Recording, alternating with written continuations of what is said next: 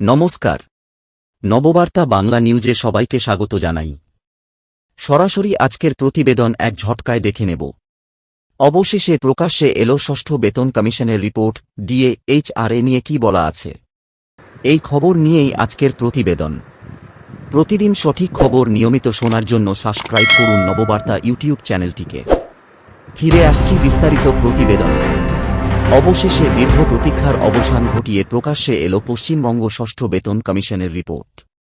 Unity ফোরামের তরফে শ্রী দেবপ্রসাদ হালদারের করা একটি জনস্বার্থ মামলার জবাবে এই রিপোর্টটি প্রকাশ করা হয়েছে।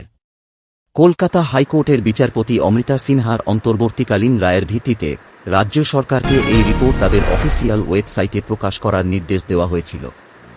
আসুন এই ঐতিহাসিক রিপোর্টের গুরুত্বপূর্ণ সুপারিশগুলি এবং রাজ্য সরকারি কর্মচারীদের উপর তার সম্ভাব্য প্রভাব সম্পর্কে সবিস্তারে জেনে নেওয়া যাক। ষষ্ঠ বেতন কমিশনের গুরুত্বপূর্ণ সুপারিশসমূহে হাজার হাজার পাতার এই রিপোর্টে একাধিক বিষয় থাকলেও এখনকার সময়ে মূল আকর্ষণ মহার্ঘ ভাতা অর্থাৎ ডিএ এবং বাড়ি ভাড়া ভাতা বা এইচআরএ সংক্রান্ত সুপারিশ। কমিশনের চেয়ারম্যান শ্রী অভিরূপ সরকারের স্বাক্ষরিত এই রিপোর্টে যে সুপারিশগুলি করা হয়েছে সেগুলি হল: ১ নম্বর, মহার্ঘ ভাতা বা ডিএ।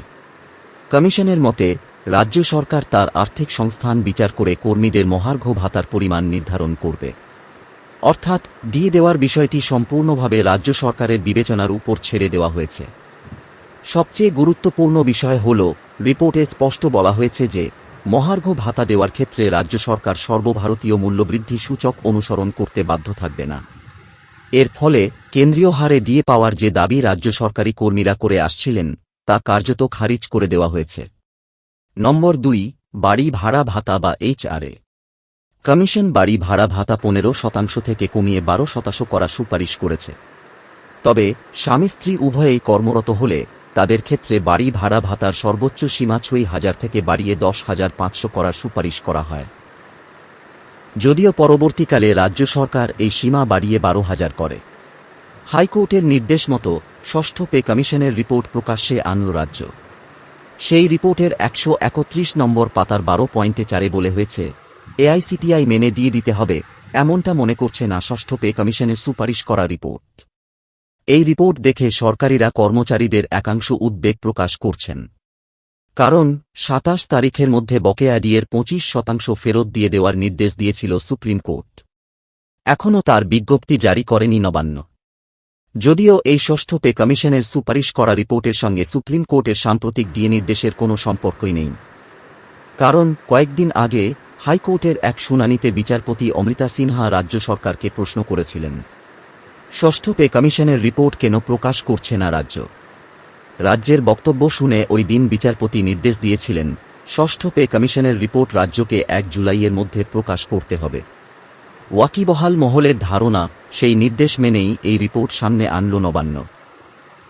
মোট ১৯৭ পাতার এই রিপোর্টে ব্যাখ্যা করা হয়েছে কেন কেন্দ্রের হারে ডিএ দিতে বাধ্য নয় রাজ্য।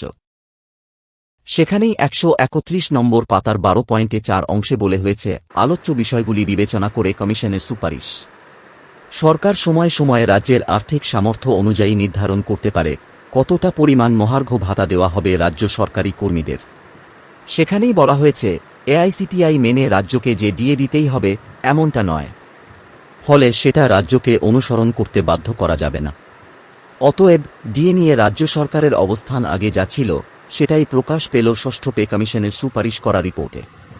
সবশেষে বলে রাখা ভালো, ষষ্ঠ পে কমিশনের সুপারিশ করা এই রিপোর্ট প্রায় ৫ বছর পর প্রকাশ্যে আনল রাজ্য সরকার। এই ছিল এখনকার সংবাদ প্রতিবেদন। সবাইকে সাথে থাকার জন্যে ধন্যবাদ।